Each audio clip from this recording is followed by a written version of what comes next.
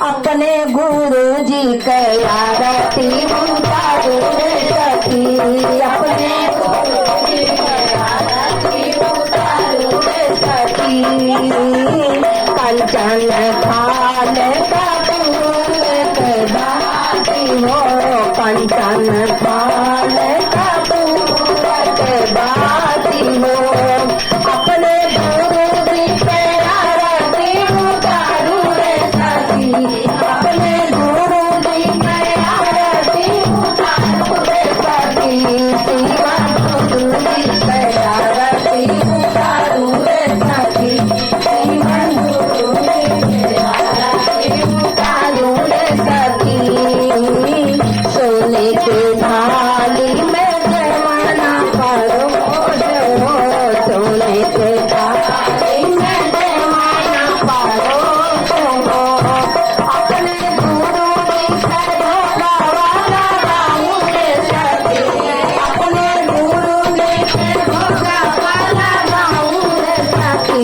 शिवा गुरु जी के आरती उतारू रे सखी,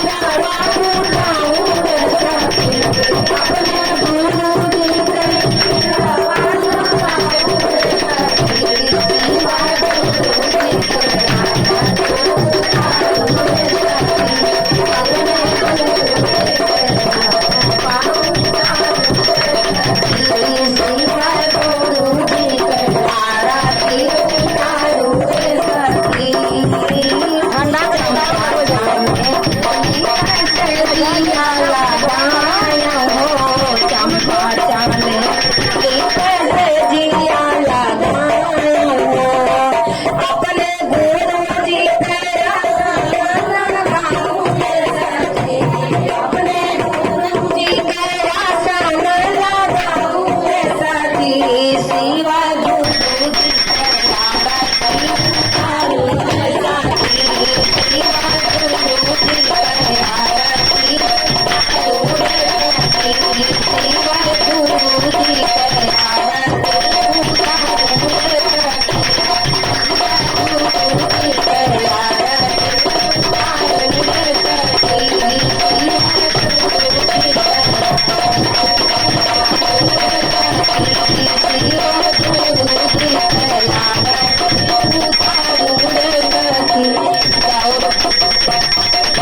कर्पूर गौरम करुणावतारम संसारसारम गुरुनारम सदावसंतम हृदयवतीर्म भवं भवानी शरणं नमामि। कर्पूर गौरम करुणावतारम संसारसारम गुरुनारम सदावसंतम हृदयवतीर्म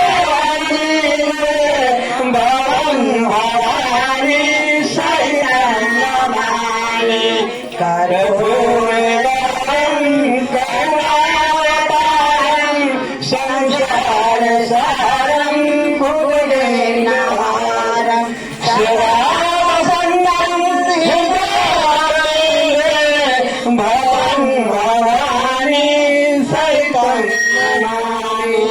कर्पूर गौरम करुणावतारम